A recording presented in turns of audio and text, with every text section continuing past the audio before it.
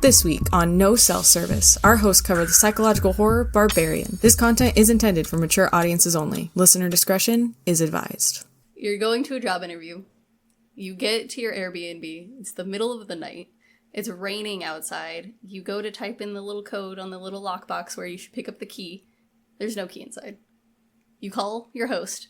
They don't answer. You do everything in your power to see what the hell is happening. And then a light comes on in the Airbnb. Someone's already there. What do? I'd shit myself. And I'd run. I'd immediately run. That's the first thing I would do. Well, then you are on the opposite side of the spectrum from our main character. Tess decides that the best thing to do is to bang on the door and see who's inside her Airbnb. Mistake number 1, question mark? Oh, no. I think... Again, the first mistake was not getting back in her car as soon as there was no key. Because, first of all, it's fucking raining. And, they built it up as to be this, oh, she's been, driving all day. She's so tired. She just wants to... And, I get it. But, I don't know.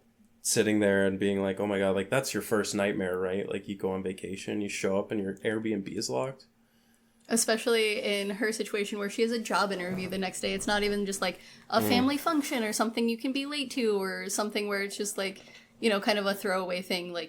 She has a job interview for a job that is meant to get her out of her current situation of currently being with her implied abusive ex. Yeah. Or trying to get away from that situation, I guess is the best way to say it, which you learn later.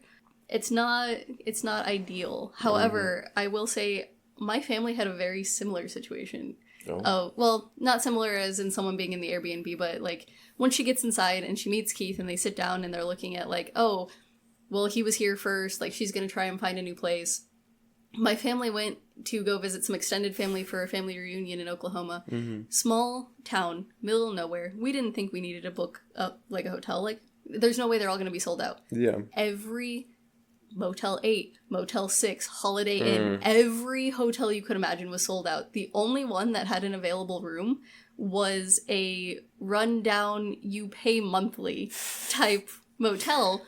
And there's nothing wrong with that. But the fact, we're coming out of town, mm-hmm. We're trying to spend, holiday here. A bunch of people had come from out of town, too. And I don't know, the situation of why I was maybe 15. I don't know the situation of, why we couldn't stay elsewhere. But we had to stay in this hotel, this rundown motel, where you showered with your shoes on. It was that bad. Oh, God. And so, in this situation, I feel there is at least one hotel with one empty room that you did not have to stay with some man you don't even know. Yeah. And, they do such a good job. I was talking to my wife about, I could go on forever about the cinematography of this movie. Everything is filmed in just a way to make it creepy or, put you on the edge of your seat. And especially in the first, I think it's 30, 45 minutes of Tess being with Keith and, the way they film him, and then the way they use Bill Skarsgård's, actual filmography to their benefit of him being the creepy guy. Yeah. The guy, the guy that is going to be the villain. Oh, yeah. And you're he's gonna kill her. This was a whole plan. He snuck in here. There's no way he actually belongs here. Mm-hmm. They use it to their advantage in such a good way. And yeah. I read a few articles because you know how I am about production stuff. I was reading some articles about the production and the making of it. Mm-hmm. And the director, Zach Cregger, his whole thing was, what if a woman disregarded every single red flag she saw and what would happen? And that's how he wrote the first 45 minutes of the movie was Tess disregarding everything. Mm-hmm. And so I've read some articles where they're oh, this is the most stupid woman in the world. And then you read some other ones where they're no, she's not. Because if you actually watch her, she locks the door behind her when she goes to the bathroom. She checks everything. She doesn't let him take her bags into the bedroom. She takes them from him. She's very cautious. She doesn't drink the tea. She doesn't drink the wine. She doesn't do anything until she has some repertoire with him. Mm-hmm. And the only time she doesn't do that is after they've built their whole repertoire, their whole thing of bonding over jazz music and the scene and everything. When she goes to bed, she lets him close the door and she doesn't lock it. Oh, I didn't even realize that. That's the first time she's not cautious. Yeah, wow. Okay. Yeah, that makes sense. No, I love the cinematography too, especially, because like you said, like the building around, you know, trying to push the audience into thinking that Bill Skarsgård's going to be the one to fucking hack this woman's knees off. It, like, you know, they do such a good job. But of course, like, you know, as the viewer, you're going to be sitting there like, you know, like, oh, like, I bet this is going to happen. And, you know, the director knew exactly where your brain was going to go, which is what, like, makes the next, like, you know, little bit of the movie so fucking insane. Yeah, using, especially we'll see later on in the movie, and we'll definitely talk about it, with Justin Long's character, how the subversion of, you know, an actor so well. Mm-hmm. And it works so well across this whole movie. But especially, like, in this first chunk of, you see Bill Skarsgård, and he's so good about playing a creepy character, and Keith's character is, he realizes he's a creepy man, mm-hmm. and he's doing his best to subvert her image of him being like, I realized you didn't drink your tea, so I didn't open the bottle of wine because I wanted you to drink it and didn't think you would. And, like, he's doing everything in his power to, like, be an unassuming man, to make her comfortable, to be like, I promise you, I'm not some creepy guy. Mm-hmm. But the way the music is and the filming of everything is... And well, and then he has fucking night terrors, like, he starts, like, yelling out in the middle of the night. Like, if I was Tess and I heard that, I'd be like, I'd just call 911. I'd be so fucking scared, like... Oh, no, I grew up with a ghost in my house, and I was too young to be able to call 911, thank God, because otherwise I would have.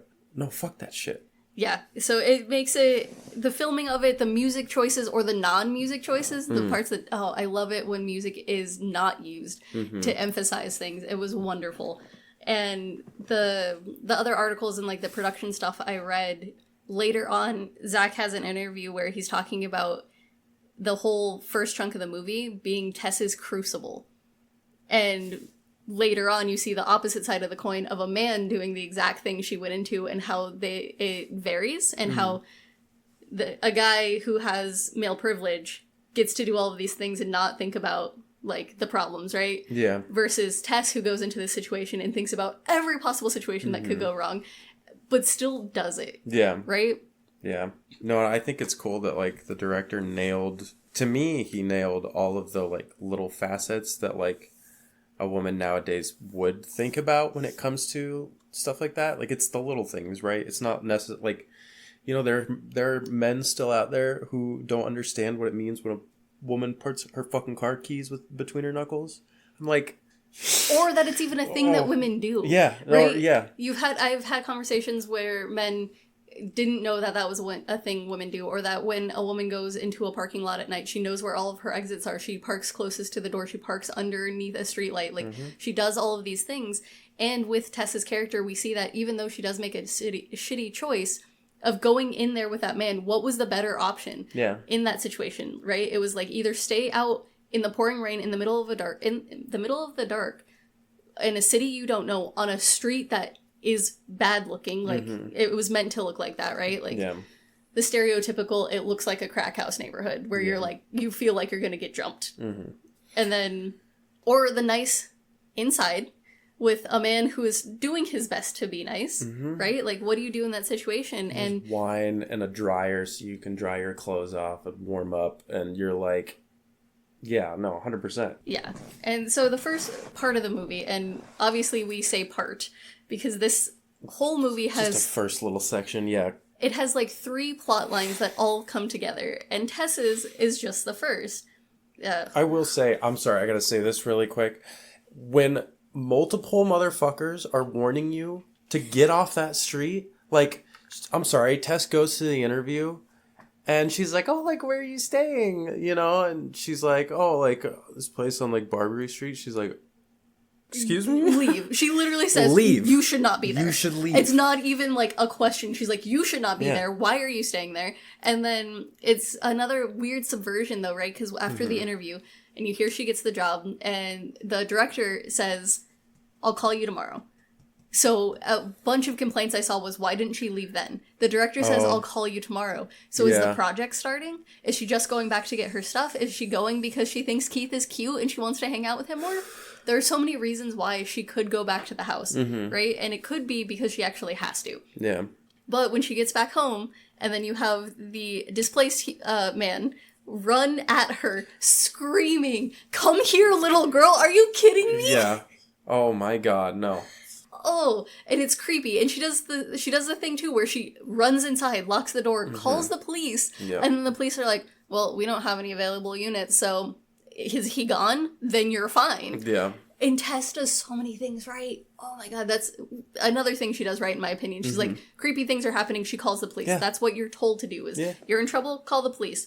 But she's also in Detroit, which is another thing that I think played really well into this movie, is they choose a city that if you live in the States and you hear Detroit, unless you live there, you have a negative connotation of that city because you hear about the gang violence, you hear about how bad it's getting in that city and how it's not a safe place to be. 100%. And this being filmed in Detroit, I think really helped with the, like, well, yeah, it makes sense. Like, you know, there's some scary shit happening, and then, like, the police not answering. As someone who lives in the States, you're like, well, yeah, like, the police are really busy in Detroit. Yeah, 100%. Well, and I love, like, I think that was such a good way for them to play into the whole trope of, like, the police not being able to do anything. Because, like, the right horror movie will insert that trope and be able to pull it off to where, like, you understand that, like, oh, yeah, like, obviously they'd be too busy or, like, you know, they're not available or whatever. And it's not just the no cell service trope. Yeah, it's not... Exactly. Or the dead phone. Yeah. Right? It's not just one of those tropes where it's like, oh, we couldn't think of a reason why the police couldn't come. It's a legitimate reason of, we don't have any available units and you're not actively in danger. We're not going to pull someone from someone else who is in danger to help you because there's a weird guy outside your house. Yeah. Did he break in? No. Are you actively in danger? No. Then stay in your home. Like, it is such a good horror movie trope in my opinion to set up for like the terror more so, because like you grow up your entire life, you know, in the back of your mind, you know, subconsciously that like if shit really does hit the fan, like there are people out there who are dedicating their time to like come and help you. When that goes away and you're just left to like you and what is out there, like holy shit, is that so terrifying? Because like there's no barriers. It's like swimming out in the open ocean, you know what I mean? Like there's nothing between you and the thing out there that is like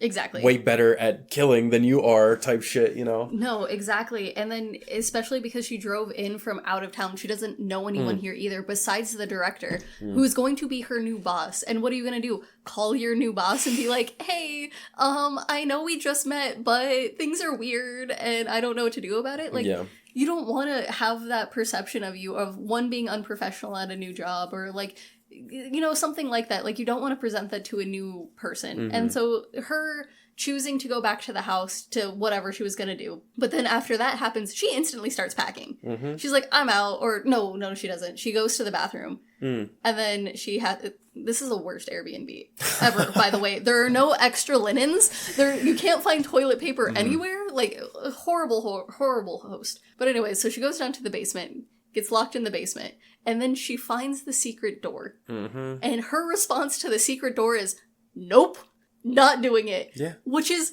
exactly what you would do, is just, right? Like, Or she at least waits until the man gets home and, like, makes sure that she's, like, you know, the door's open and she's like, no, we gotta, like, now's the time where we gotta... Yes and no. She does wait, but she does get curious. And I don't blame her because she was stuck in the basement for however long without her phone. And it wasn't like immediately that they did that, but like, so she finds the secret door. I would have noped out of that secret door and not even pulled this string, but if you're stuck down there, let's say she was stuck down there for 45 minutes, you're gonna get curious. Yeah. There's no way, like, even me now saying, oh, I wouldn't have done it.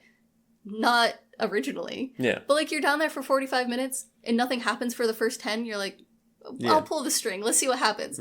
And then she nopes out when she sees it's a really dark hallway and then sits down for another 15 minutes and is like, well, I can't not look now. Curiosity kills the cat for a reason, right? Like, and so then she goes down and she does the smart thing of using the mirror to give herself light. She doesn't go there without thinking about that. So she goes down the hall, and as soon as she sees your stereotypical rape dungeon, you can see the fear on her face as she knows what it is as soon as she goes in, right? And I actually wanted to ask your opinion on this, because coming from like a feminine point of view, you see the camera and a bed and you instantly know. You know what that is. You know women were held there. You know it was used for human trafficking. And like, as from a male point of view, did you also get that right away? Oh yeah. No, I mean like 100%. God, it's like, it's definitely a gross scene to like walk up on, but yeah, of course, like that's the first thing, because it's literally just like a gross bed and a fucking camera, and you're like, oh my god, like, you know, what other type of shit? You know what I mean? Like, I don't know.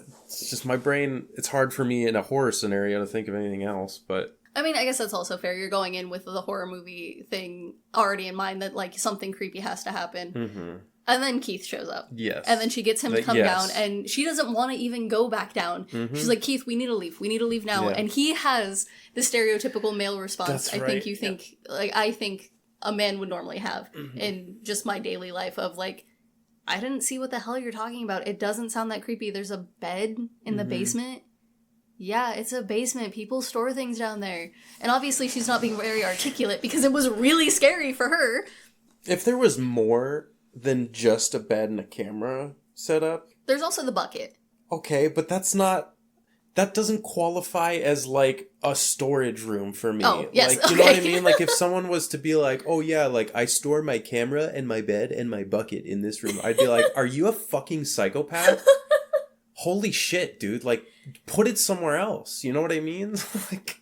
Okay, that's fair, yes. So I understand Keith's wanting to see it because the way she did explain it did seem like it was just like random junk stored down there. She didn't say there was a camera set up pointed at a bed with a bucket and a bloody handprint on. That's because she's so shaken, right? So I understand Keith wanting to be like, I need to see what you're talking about. I'm not trying to invalidate your feelings. However, this doesn't sound that spooky to me. I'd like to think that he, like, just kind of, like... got really scared without her, and he didn't want her to know, so he just kind of like took the quickest little peek and was just like, there's just some stuff in there, it's fine, I'm gonna go back now, you know, like, but then he walks back all like real suave and he's like, no dude, like, it's fine, like, there's nothing wrong, you know. And like, he totally might have that's my canon. If he didn't find the other secret doorway, which, how the hell did he find the other secret doorway, and why did he go down there? I don't know. I called them the creepy basement, and then the creepier, darker basement is what I ended up calling them. Yeah. Because what else do you call those? This is the first point. I don't know if you clocked this. This is the first time you see Tess go back. And she talks about originally in her conversation with Keith where they were bonding, she talks about how she keeps going back to her ex and keeps having, like, she just keeps going back to a situation that she knows she shouldn't. Holy shit. And this is the first time you see her go back downstairs, back to the situation she knows is bad. She does it multiple times throughout the movie where she keeps going back into a situation where it is not good and she knows it's not good, but she has so much compassion and empathy for these people that she's like, I'm not going to let him be down there by himself because I know how scary it is. Yeah. Oh my God. Yeah, that's crazy. And that's also, like, what a side of empathy to portray, because, like, when you see in horror movies or, like, you know, like, action thriller or any of that type, when, like, someone decides to be the hero, a lot of the times it's not because of, like, anything other than, like, you know, stereotypical hero type shit. Yeah. When a character's only motive is they have such a strong, like, empathic side that they can't help but go back. Right. Like, that really makes it makes like two different sides of that coin like really show in a way that, like, I just love. It's so good. It adds like an extra layer of like spooky to it, in my opinion. Oh yeah, and there was a whole thing, again, me going into the production side of thing, the difference of filming while they're in the creepier, darker dungeon, which is just a series of tunnels. It's handheld. They film it handheld, so it has that shaky adrenaline feeling of being like, you can't see. It's also only lit by the characters' flashlights. They have zero external lighting because I think the guy who filmed it, the actual camera guy, I don't know what they're called. So you have the director and then the guy who's actually behind the camera. Yeah, the cinematographer? Yeah, there we go. I know words. Whose name is also Zach. Okay. I don't know how to pronounce his last name. That's a Zach. Cooperstein? He hates when there's, what is it called? Artificial lighting in scenes. There shouldn't be extra lighting. Yeah. And so he trained the actors to be able to shine the light properly, to like light themselves and light it all well, so it's all good. Lit with their flashlights when they're down there. And that makes so much sense. Like, I'm picturing it in my head too, because like I used to love the found footage horror movies when I was a kid. I can't do the super shaky ones, like As Above, So Below. That movie's so shaky. Like, I haven't watched that one in a while. It is like, it gave me whiplash the last time I tried to rewatch it. That's how shaky it is. When it's done right in that situation, and especially like in a scenario, like a Blair Witch type scenario, where it's like like black as fuck outside, like it's so dark, you know, like at night, and like literally all you can see is the lighting around the character's face, and then like every so often something behind their head, whether it was like a, you know, whatever the light's bouncing off at the time, but like nothing else, just like adds like... It just adds to the ambiance and like how creepy it actually is, and like you can put yourself in the character's position of you are literally only seeing what they are seeing, and that's terrifying. Like stumbling around in the dark, like, you know, when it's pitch black and you're walking, like your brain is trying to come up with, you know, so many different things. Oh god, it's it plays that so well, and especially like when Tess is going back down there to like try and help Keith, he's like screaming the whole time. Terrifying, you know, because now she knows something is actually fucking down there. Whatever it is, someone, something, whoever's been recording videos or whatever. Yeah, and then she tries to help him, and then still in that moment, right, because she's trying to get him to go back to the exit, and she's fighting him, like, the exit's this way, and he's like, no, it's that way. And, like, he's trying to drag her deeper in the tunnels, and even in that moment, I was still like, Keith is still the bad guy. I was like, he's just trapping her. Until he gets his head smashed in. Until we get our first kill, and his head just gets smashed into that wall. And the cinematography of him, the camera following his head as it gets smashed. My god, oh, it's so good. Well, and that I remember that scaring the shit out of me too. Like, jump scares don't really get me nowadays, but like that one was just so like, especially because like, didn't he say like something bit him or something like that? Yes, he's like, something bit me down here. Something bit me. Okay, dude, what the fuck? Like, okay, all right, and then like you're like panicking trying to find your way out, and like dude's screaming at you because his adrenaline's going because he got bit by something. Yeah. Like, it's his head smashed in. Oh. And then you get introduced into the character that we now know as Mother. And then it cuts to black.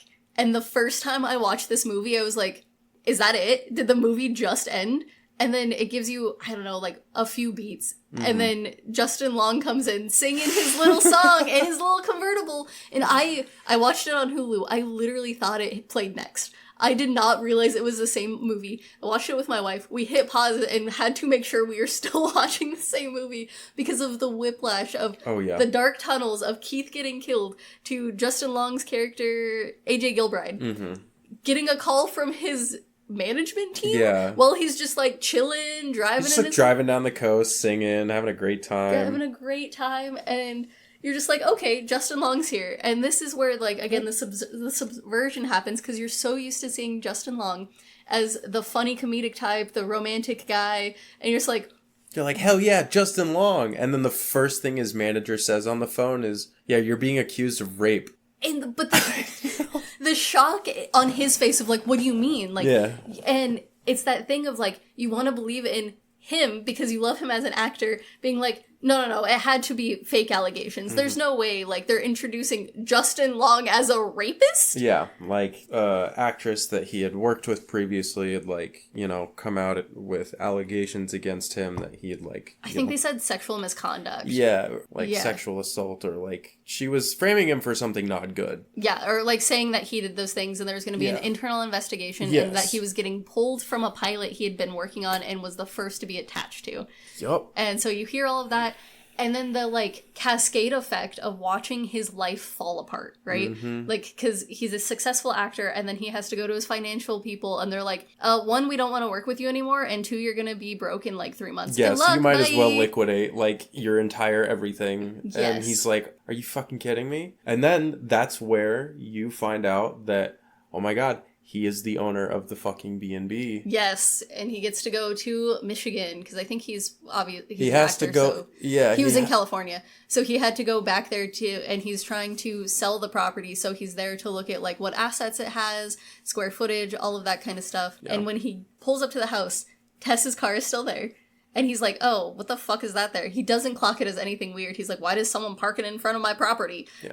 And then he goes inside. There's no key, but, like, the front door's unlocked, right? He got the master key. Oh, that's right. He has the master key. Ugh, I'm, like, mixing up movies in my head. I'm trying not to.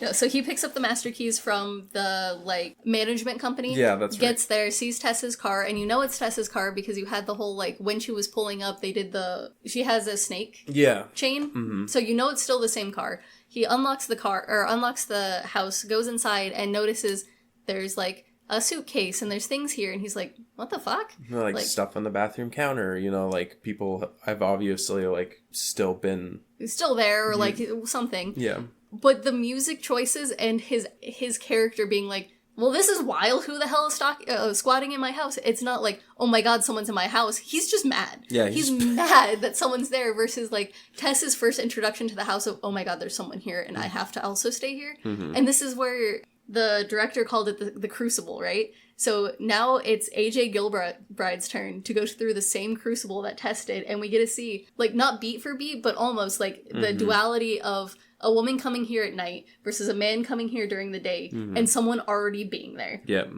And his response is to call his management team for the house being like, did you not clean my house? Who the hell stayed here? And he's yelling at this woman on the phone, and she's like, have a nice day, and hangs up on him, and he's freaking out because he's not getting his way and nothing's whatever. Yep.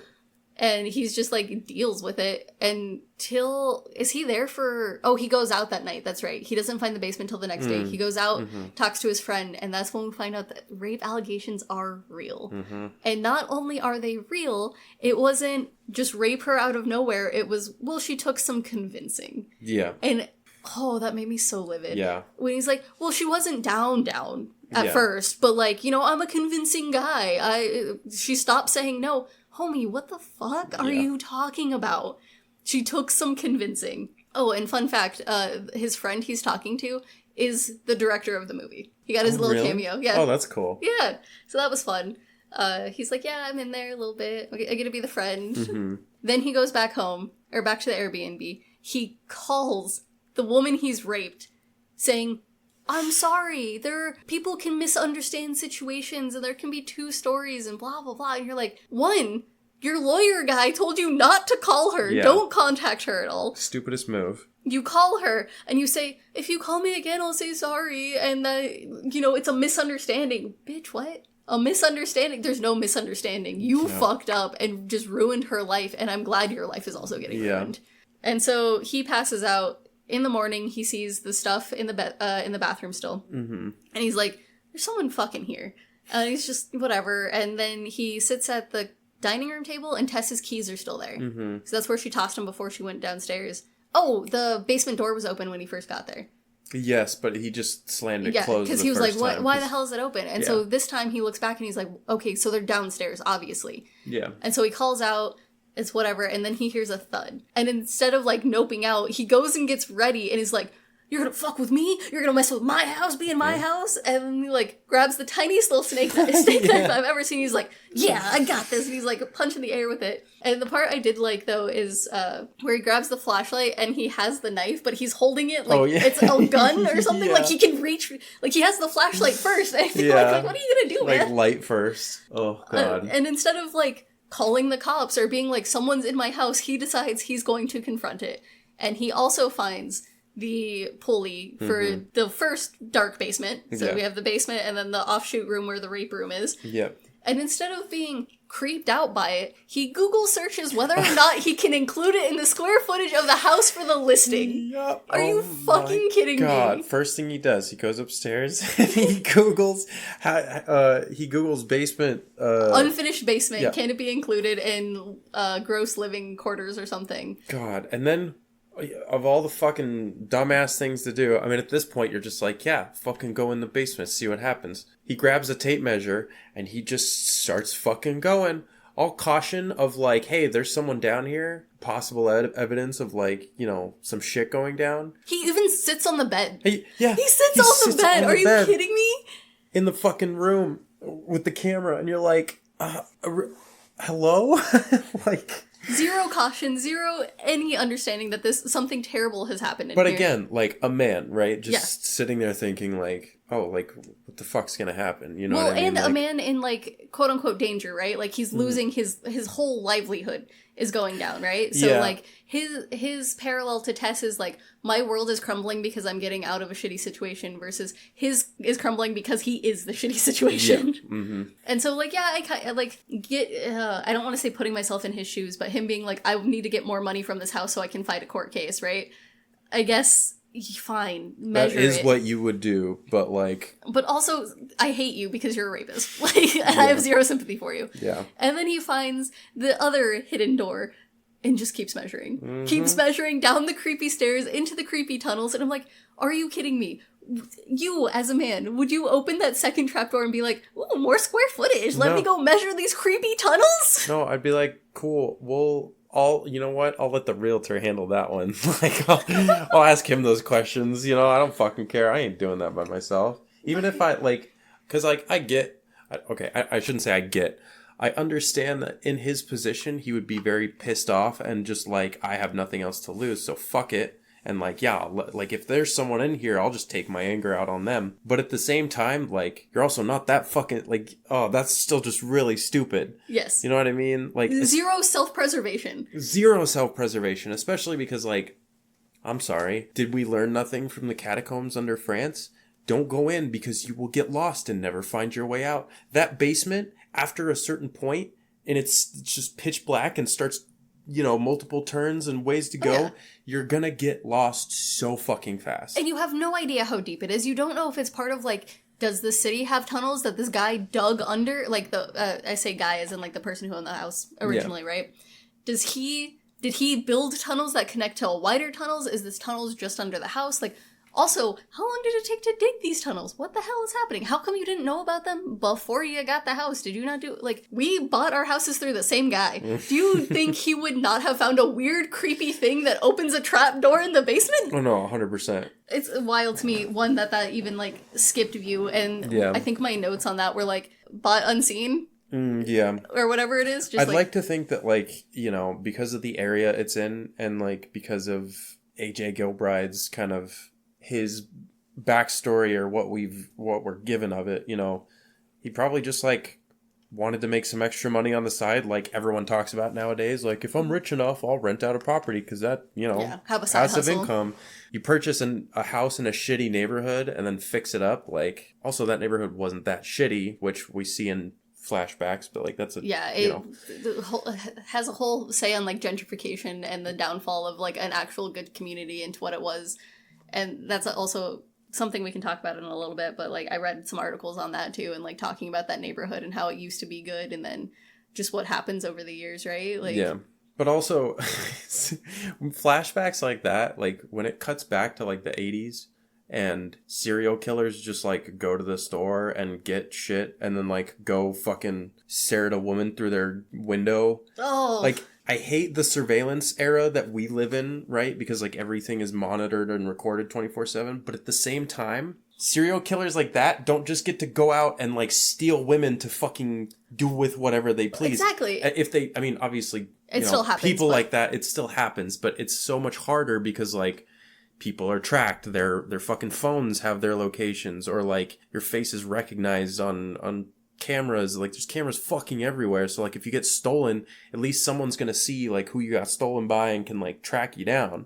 Back then it was just like some dude threw you in the back of a van, you're shit out of luck. And that's fucking terrifying in its own right. Well, yeah, there's a reason, like, the 70s and 80s were called, like, the golden years of serial killers. We didn't have surveillance as much as we do now, and, like, it's not perfect now, especially not in the States, right? Because we have, like, First Amendment rights or privacy. I don't know all of the amendments. There's one of them where it has to deal with privacy or something. Mm-hmm. And so people are really pushing back against, like, a quote-unquote surveillance state, but, like, it does help when people go missing, like, or if someone's kidnapped and those kinds of things, and it makes it really hard to go under the radar, at least for long periods of times, right? Yeah. Like, we're not seeing Jeffrey Dahmers, or at least as I know, right? We're not seeing Jeffrey Dahmers and, like, Night Stalkers and, like, these big serial killers we used to. Like, I know we have a mass shooter problem. Yeah. And those kinds of things, but I think that's a conversation for a different time. I'm going off on a tangent. No, it's fine. But... like, it is interesting, though, because, like, that is something that I think will be definitive no matter, 100 years from now when people are making horror movies and it is surrounding like an 80s cop who is like, going after a serial killer. Yeah. Like, that genre will live for fucking ever. Specifically just because, like, that time was so unique and like in what it was, it just kind of like helped to develop like that specific genre, I think. That's something interesting that isn't brought into this movie, though, is, like, he doesn't have, like, a Ring doorbell. No. And maybe because it is just an Airbnb, but I feel like usually Airbnbs have like some like sort of like outside surveillance just to make sure no one breaks in or anything. Yeah. But maybe it's just because the Airbnbs I've stayed in are like people still live there and you just rent it out for like a weekend and they just dip for the weekend. So maybe that's what it is. Yeah. In real life, people also live in those places most of the time. Yeah. So maybe that's what it is. I don't know. It's tough. Honestly, I am happy, though, that we do eventually get to see AJ Gilbride chased through the halls until he slips and falls into a fucking pit. Mm-hmm. Which, oh my god, can't believe it. Tess is there. Yes. She's alive, and you're like, what the fuck? Yes. Bitch, it's been days. It has been... days at least, right? I think they said on the phone call with his management, I think he said it had been a few weeks. Oh, you're right. It had been like a handful of weeks since the last tenants. Yeah, and so Homegirl has been surviving in this tunnel, and the difference between like she doesn't know AJ, does not know who he is, and as soon as she's like shut the fuck up. Like, I know what to do. She's like her thing is like, don't agitate her, just do whatever she wants. Like, and then she's the fucking bottle with the one hair on it that's just like stuck through the gates of this freaking pit, right? Ugh. And she's like, drink it. She wants you to be her baby. Freaking drink it. And he's like, I'm not doing that. And it's just like, she is still trying. She does not know this man, and she's trying to help him, right? She's like, you fucking idiot. Just do it. And then AJ gets taken, obviously, because he's not being a good baby for Mother. But on the flip side, Mother leaves the grate open. And Tess escapes with the flashlight. I think that's what she has at this point. She has a flashlight. Yeah. And she books it. Yeah. She does what you would do. She gets the fuck out of there. And you're like, thank God this bitch got out. But you know it's not over because you're like, there's still more to this movie. And she gets out of the house, and gets in her car. She's able to get into her car fully. She crashes Mother into the side of the house because Mother comes out during the day, which was really weird. I think that's later. Oh, did I misspeak? No, you're good. So if you remember, she comes out of the house and she meets some cops. The first time she breaks out through the window because the basement door is locked. It's locked. So she breaks out through that like basement window, and the homeless dude, he helps pull her out, and she's like, we have to go back in. There's someone else in there. And she's like, why that? You escaped. The homeless dude's like, why the fuck you staying in there? Like, you learn now that like the whole time that dude, he knew exactly what was happening. That dude was trying to save her in the beginning when he was yelling at her to like, get over here, little girl. Don't go in that house. Yes. He's been trying to save her the whole time. She does what any sane person does. She actually leaves this time. She leaves and she walks to the gas station, asks to use their phone, gets the cops, and the cops think she's a freaking crackhead. The cops show up to the house. Help her. Yeah, the cops show up and see her, and because she's dirty as fuck and like ratty and doesn't have an ID on her, she tells them she's been kidnapped and she's been held captive, and they're like, well, where's your ID? And she's like, I was kidnapped. What do you mean, where's my ID? Yeah.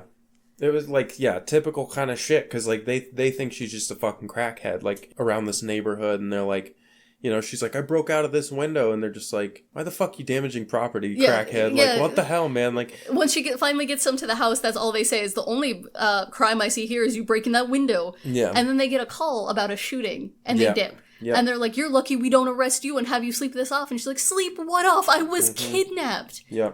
And the only thing I do have to say about that, and it's not anything really about that situation, but they don't talk about Tess's family at all except her ex. If she's been gone like 3 weeks, are there missing posters of her? Is her family looking for her? If they would have run her name as she said it was, would they have found like an APB or like not an Amber Alert because she's an adult? I don't know what goes out for adults. Yeah. Would there have been something being like, oh my god, she's been missing, she's telling the truth, and they can't even take 5 seconds out for her to be like, this is my name? Or maybe I'm dumb and they can't run names and they have to have IDs to run names? Maybe. I don't know. I mean, like, I know that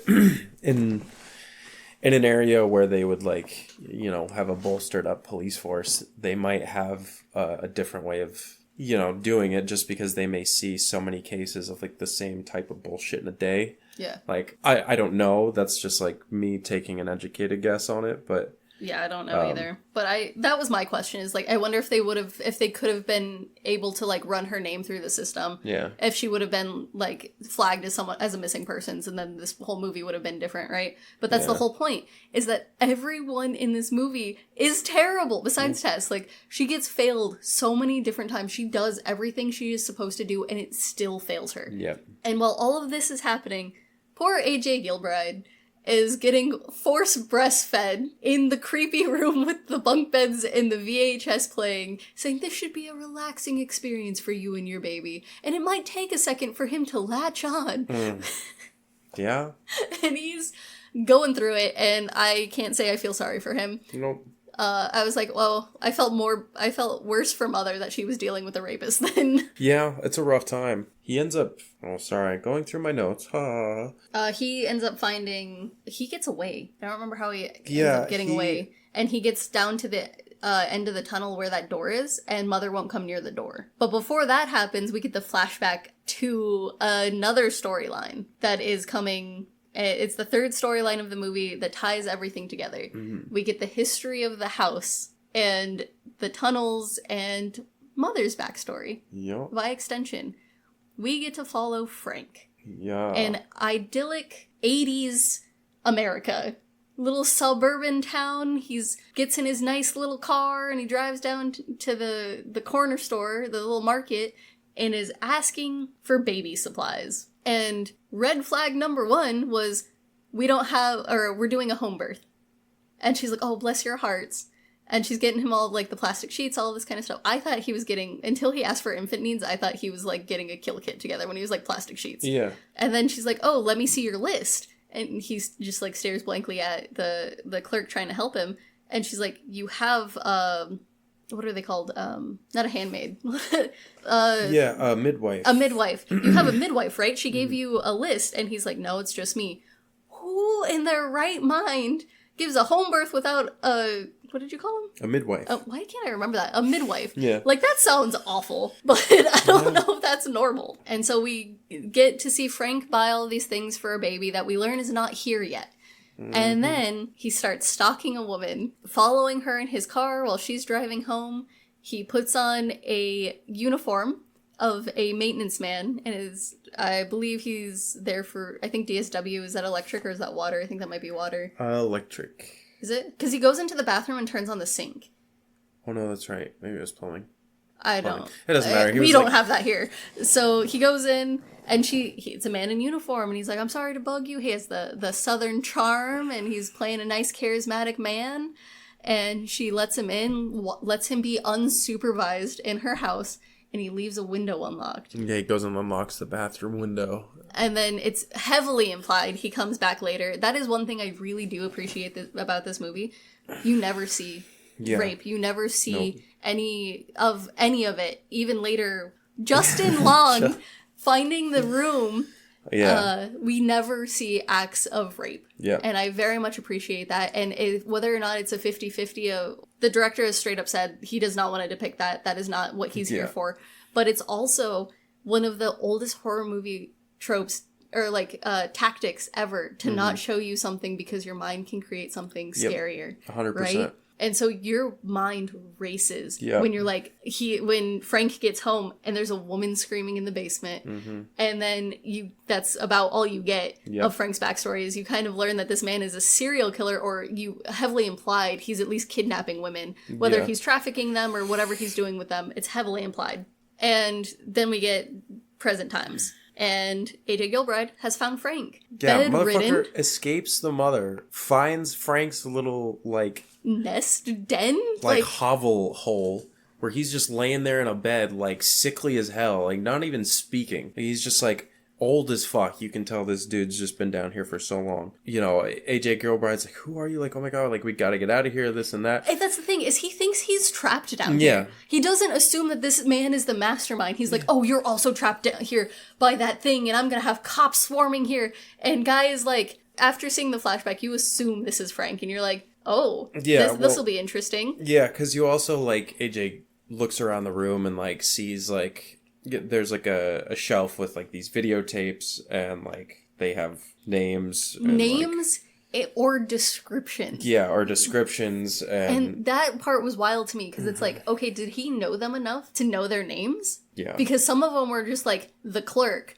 the puker, the blind bitch, like, all of these things, but other ones were like, oh, Hannah, redhead. Yeah. Like he probably took a neighbor. Like, it's implied that he just kind of, like, picked from all around. And there are 50 tapes. There's so many tapes. There are so many tapes. And AJ Gilbride watches one and is like, yeah, how could you do this to a woman? And it's just like, bitch, you're also a rapist. What the fuck are you talking about? He goes and turns to fucking Frank and is like, that's fucking disgusting. Like, how could you do this shit? And then, like... Frank shoots himself. Yeah, Frank pulls out a fucking revolver from the drawer beside him. And, like, you know, AJ at first thinks he's gonna get shot, but then...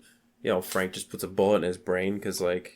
Do you think it was because AJ said that he was going to have the place swarming with yes, cops? Or 1,000%. Or do you think he was just like, I'm dying and I've been wanting to kill myself and haven't been able to reach that drawer? Because AJ Gilbride had to lift that thing over to him. That's also true. So has he just been dying and couldn't get the gun and has been wanting to kill himself? Or was this the final straw that he was like, oh, I'm going to get caught and there's no fucking way I'm going to prison? I'd like to think that it's more harrowing if it's... Like, that sounds so awful, but, like, it's, you know, it adds to the horror movie, for me personally, if he heard... Justin Long's character say, oh, I'm like, the police will be swarming here. And then he's just like, oh, yeah, fuck that shit. Shoots himself. Like, how, like, that's just crazy. That's crazy shit. There is also, I was reading up on this as well in my research of production and kind of thought processes. There have been so many, like, deep dives into this movie about what it says about feminism and gentrification and, like, stereotyping, and people go off on this movie for so many good reasons, obviously, but one of the things was talking about how Mother has only known two things: an abusive father, because Frank is her father/grandfather, and weird shit like that, and the mothering tapes. She only knows the extremes of everything, and it kind of explains why she just killed Keith right off the bat, because, man, don't know if that's going to be baby, murders. And she tries with Justin Long, or AJ Gilbride. Why? We don't know.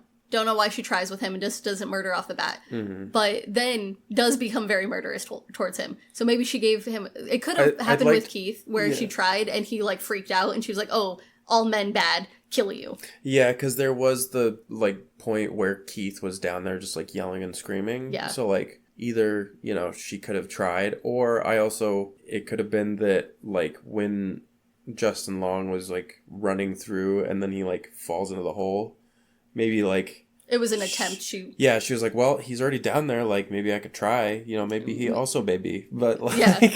So it was interesting to point out that, like, one of the reasons that Justin, or AJ... You don't have to call him by his actor name. AJ goes into the room. She doesn't go anywhere near it unless she has to, right? Because there's that belt. So she probably has to go in there to take care of Frank. But if she can help it, she doesn't go in there. And so it was just an interesting tidbit to be like, Mother has only known the extremes of, like, overly mothering and then abusive father. Yeah. All of that happens. Those are two very extremes. That's almost like... that's like... almost pushing, like, life and death type shit, you know, because, like, it's literally, like, newborns and, like, bringing new life versus she literally only knows life and death, like, to that extreme, which is fucking crazy. Right, because she has probably also witnessed so much death, not at her own hand, but, like, all of those tapes, if he kept them down, we didn't mention this earlier, but the cages that were down there where the women were definitely kept, there is no way Mother has not witnessed so much death at his hand. Oh, yeah. And there's no way this man was kind about death. He just didn't, like, and that sounds terrible to say, but it's not like he just shot them. He definitely, like, mutilated these women before he killed them. Like, it was a bad scene. Exactly. And so she's only ever known the overly motherly aspect of, like, you're bringing life into this world, you're going to feed baby, you're gonna have baby, and you guys are gonna have a beautiful relationship, and, like, death and rape and just awful things. Yeah, it's fucked up. I will say, though, AJ does the one smart thing is he grabs the gun out of the dude's hand after all that, which I would do in that situation, because you're like, okay, well, thank God. Like, I'd be like, thank fucking God I have a gun. But right at that moment, our lovely hero Tess, who cannot stop going back to shitty situations, comes back to save AJ and gets shot. Startles the motherfucker, and he shoots her in the goddamn stomach. And I'm pretty sure she says hello. I'm pretty sure she's like, hello, and it was BAM! Oh, God.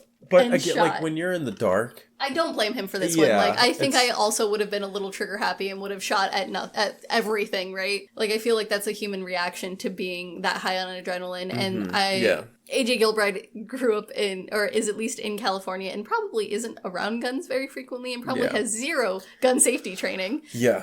Homie definitely had his finger on that trigger ready to squeeze, and like he was ready to shoot anything and everything that moved. I'm not gonna lie, I thought Tess was gonna die there. I was like, oh my god, they just fucking threw that in. Holy shit. She went back, but oh my god, like that's dreadful, honestly. Like I was like, holy shit. They end up he ends up grabbing her. Yeah, he ends up grabbing her. The one good thing this man does is, oh my god, I'm gonna help you, we'll get out of here. And so he ends up taking her upstairs, and while that was happening, this is where Tess hit Mother with the car. And like knocks her into the side of the building, because when they come out, Mother's no longer there. Like while Frank was shot, she hits Mother with the car. First, you gotta remember, don't they meet up with the homeless man? So she had already met up to him. So because we got our timelines a little janky. After the cops happened, she came back to the house, and she got in her car and was gonna leave. And then Mother comes running out, and that's while AJ Gilbride is in... Tess was getting in her car to leave when Mother comes running out of the house while AJ Gilbride was dealing with Frank. And she slams into Mother into the side of the house and gets out, and that's when she goes back downstairs. Right, and then she goes and gets him, and then... gets shot, and they come out together, and Mother's no longer pinned to the building. Yes, but then that's when the homeless dude finds them and is like, hey, let's... Nope. They go and find him this time. He's going over twice. And she's like, I know where to go, because he's like, what the fuck do we even do? Your car's totaled. That's right. And he doesn't have his car keys. Jesus. They don't have a phone. So she's like, I know where to go. Messed up. No, you're good. We're all over. We're trying to have 3 timelines converge nicely, right? So then they go and see, his name is Andre, and they go hang out with him in his makeshift area, and he's like, I've lived here for 15 years. She's never come here. Like, you guys are safe here. And then you think AJ is going to get a redemption arc, because he goes and has his little monologue speech of like, just because I did a bad thing doesn't mean I'm a bad person. Like, I can fix my mistakes. And like, poor Andre and Tess, who are like, you just shot me. Like, shut the fuck up. I just need to go to a hospital. What the hell are you talking about? And he's obviously talking about the rape he did, right? And the Mother breaks through the wall and kills Andre. Yeah, she rips his fucking arm off and beats him to death with it. And that was brutal. Yeah. And that's like why I hampered so hard on like Frank being so brutal, because like that is learned behavior of being brutal. Yeah. You don't get that shit just from watching a fucking nurturing VHS tape type shit. No. Yes. No and so they start running, trying to get away. The fencing around the area where Andre has been living has barbed wire on it, so the only other place they can go is up the water tower. Which freaking AJ Gilbride books it up there while Tess is limping, holding her side where she has been shot, and she's like, wait for me, and he's like, come on! Doesn't look back once until he is up there, and she's struggling to climb these stairs. Just, again, showing the difference of the fact that Tess is always willing to go back, always willing to help, and he's like, fuck you, it's all for me! Yep. And then she's like, you have a gun! And he drops the gun down the stairs onto the ground. Mother is chasing them. They get up to the top of the I keep wanting to say silo for some reason. Water tower. The water tower. And AJ's like, I can still get away, but you'll have to slow her down, and fucking knees her in the face by her head and throws her off the water tower. Yep. Yeets Tess off the water tower. And in that moment, you have the feeling of, oh, thank God they're not giving the rapist a redemption arc. But also, on a side note, the filming of this scene, phenomenal. Oh, dude, I was like, holy... Like, my jaw was just, like, to the floor. I was like, are you... Holy fucking shit. The slow-mo of Tess falling and, like, that just dropping feeling was amazing. Oh. But also, they had to make that set. So, they filmed on a farm in Bulgaria. Yeah, I guess I should have started with this because I read up on all of like the filming stuff. Most of it was filmed on a farm in Bulgaria. That entire street, all of that was hand built for this movie. Oh my god. They did it there, but the water tower was already there. This original scene was written to be at a church. Oh, and, interesting. Zach, the cinematographer, was like, wow, how about we just scrap it and do it on the water tower? Yeah, on the water tower. And they were like, that's a great idea. Let's just do it up there. It was too dangerous to have the cast up there, right? Yeah. So they remade it on, like, I believe a soundstage. And then they did, like, blackout curtains with holes poked in them for the stars. Yeah.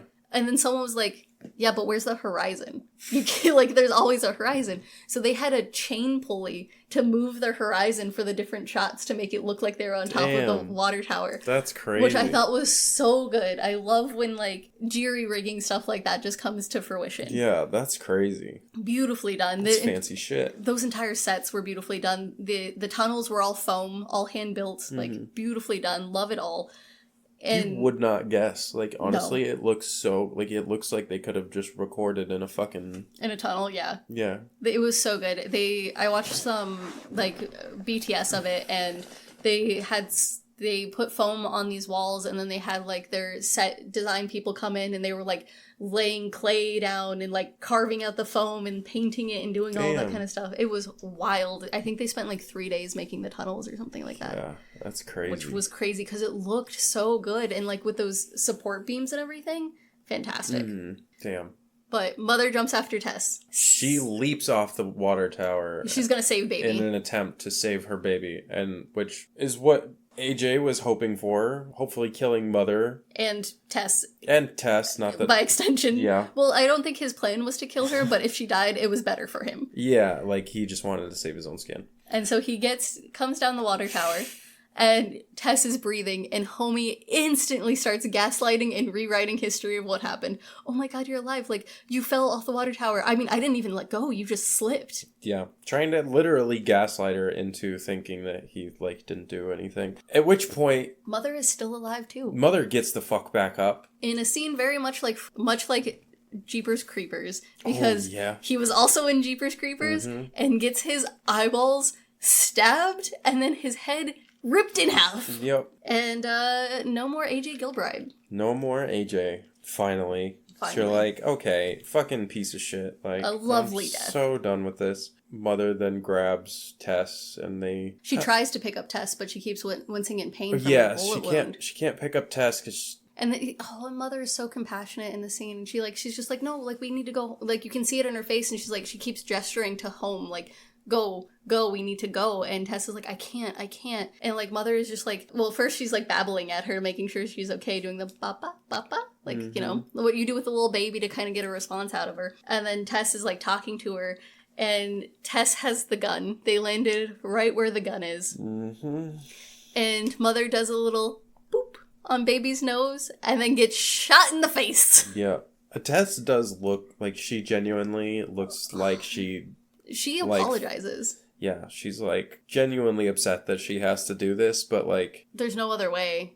Yeah, which is so crazy because at the end of all of this, like, you're left with a feeling that, like, it's not like it was, like, Mother wasn't even necessarily a monster. It was just this poor thing that was put into such a horrible position. She had so many bad things happen to her, and all she ever wanted was a baby. Yeah, she just wanted the one thing that provided any source of serotonin to her brain. She couldn't even have that. But, I mean, at the end of all of it, Tess gets up and she walks away. And can we talk about how much therapy this poor woman is going to need? And not even just therapy. Imagine having to go back to the cops.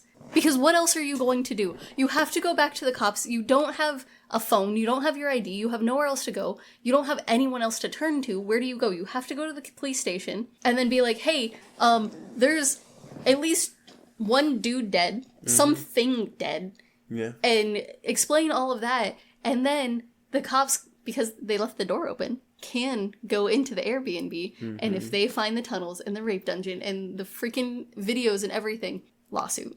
Yeah. Tess gets straight up a lawsuit against the Detroit Police Department. Yep. Now she's living life off in... somewhere beautiful and wonderful and away from everything horrible. This woman deserves peace. And she is never going to watch a movie starring AJ Gilbride. Ever. Right? And could you imagine? Because, like, she doesn't know who he is. Right? She has no idea this is AJ Gilbride, who is supposed to be, like, some actor. And can you just imagine later when she's, like, sitting down trying to relax and she sees a movie and she's like, oh shit! Like, I know that guy. That dude tried to kill me. Holy shit. Quite a fucking movie. I mean, the fact that, like, you're going into it thinking Barbarian, that title has so many layers to it because, one, men are barbarians. Mm-hmm. Two, the actual creature, or, like, the scary thing in this movie is... barbaric, at least. Is a barbarian, meaning that they grew up on Barbary Street. Which is, like, such a funny fucking nuance of just, like, yeah, she's a barbarian because she grew up on Barbary Street. Like, with the first time my brain clicked those two things together, I was like, oh my god, it all makes sense now. And it's, like, going into it with that title, because this movie was recommended to me from a coworker, I was, like, especially with the opening scene with, if you guys remember, Keith, when she first gets here, slasher movie, all the way. I was thinking slasher movie, and then the, like, creepy stuff with the doors and his night terrors, I was like, paranormal movie? And then none of those things, and then it does turn into, like, a weird slasher, but then it, like... the person besides Tess you care for more is Mother. Yeah. And that's wild to me that you feel so much compassion and empathy for the thing that, like, was the horror person, like, the whole big bad of the movie, besides Frank, who is the actual big bad who caused all of these issues. Like, the thing going around killing everyone is Mother, and when she dies, you feel sad for her. Yeah. And to pull those emotions out of you is insane. Oh, yeah. No, 100%. I think, honestly, like, one of my favorite newer horror movies to come out in the past couple of years. Because, like... fantastic. Fan-fucking-tastic. And it's such, like, the director, he talks about how it took him 2 years for someone to pick up the movie because they didn't like the 3 plot lines. Mm-hmm. They're like, you can't introduce a new character on page 50. Like, no one's going to want to watch this. And he's like, no, I'm not changing it. Like, this is how the story goes. And then when someone finally picked it up, like, imagine just, like, being told over and over again, this is a shit movie. And then the reception this movie has gotten is wild. Everyone I have had watch this movie is just like, thank you for the recommendation. Yeah. This is a fantastic movie. Now I'm going to show people because of just how good it is. It's not your stereotypical horror movie. It's so good. It's just, it's got so much depth and substance. And while I was trying to do research of, like, the production and that kind of stuff, again, like I said, like, the research papers people had of just, like, let me talk about this one scene. Let me talk about this one plot line. Like, let's talk about how this is actually effective and, like, how this all works. I mean, dude, I could write, like, fucking 6 essays alone just, like, on, like... the nuance of the movie, everything that goes into it, and then, like, who's the real barbarian here, right? Like, the only person... Tess is an idiot. Like, Tess is a freaking idiot. And but I understand and I empathize with her. Like, I can't say for sure that I would go back and save a random guy I didn't know, but I want to think I would have enough compassion and empathy to want to save him. Yeah. And so I empathize with her quite a bit in her plight of wanting to save these people. And I feel so bad for Keith, because homie was just looking for some stuff for his band, or the Lion's Den. I don't know a lot about jazz. I don't really know what she was looking for. I had that same thought. I was like, man, Keith and Andre just had a really shit time, because they were both, like, at the end of the day, really just minding their own business. Yeah. And, like, did not want any fucking... I mean, I don't know. Keith decided to stick his nose deep into the fucking tunnels at one point. Yeah, he didn't deserve to die. He was just a man with zero self-preservation. Yeah, I also don't know if I could say I'm biased towards Bill Skarsgård. He is, like, one of my favorite actors of, like... which, again, is part of the reason the movie works so well. Because you literally think he's gonna be the evil motherfucker who's, like, gonna break into Tess's room at 3 a.m. type shit. Mm-hmm. Fantastic. Fantastic movie. Highly recommend. This is one I've watched not as many times as I have wanted to, but it is one I always thoroughly enjoy watching. Oh, yeah. Highly recommend. I'm gonna go back to it. But, yeah, I definitely recommend watching it specifically because... even with what we told you. It sounds crazy with just the 3 plots jumping all over the place. Like, and we didn't even dive into the way... Oh, I could talk another whole hour on how the flashback scenes were filmed of following Frank through the supermarket and, like, how that steady cam was happening versus the shakiness of everything else you were seeing. And the influence of angst, which is, I don't know, it's a 1939 horror movie. And so now I want to watch that because that was his inspiration for that scene. So now I have another movie I want to watch because of it. Hell yeah. But fantastic. As of recording this, it is streaming on Netflix, I believe. Yeah. And that's the only place I could find it unless you pay for it on Prime. Yeah. Or maybe HBO as well. But honestly, it's worth the rent. If you have to rent it, Just rent it. It's worth it. I want to buy it because they have some BTS stuff that is exclusive to the digital. Like, Okay. to the, they have interviews and behind the scenes and stuff of the DVD, and I was going to try and buy it before we filmed this, and I just wasn't able to, but I want to look into, like, the interviews and everything they did with the cast and talking about all that kind of stuff, because I eat that shit up. I'm so down. I'd be down to watch that with you. I love that shit. I love watching commentary and watching all the behind the scenes stuff on movies. It's one of my favorite things. Every week, we will be recording a new episode. That probably sounded really bad. Oh no. It's fine. So every week we will be recording a new episode, and yeah, we'll get the hang of this. This might have been a little choppy, but it's our first one. You got to give us a little bit of slack, please. A little bit of grace, because I don't know what we don't know what we're doing. Yeah. We hope you enjoyed this as much as we did, and we'll see y'all next week. Yeah, and make sure that you never go without cell service. Maybe we'll stick with it. Thank you for listening to this week's episode. Follow our Instagram and threads at No Cell Service Pod. Until next time.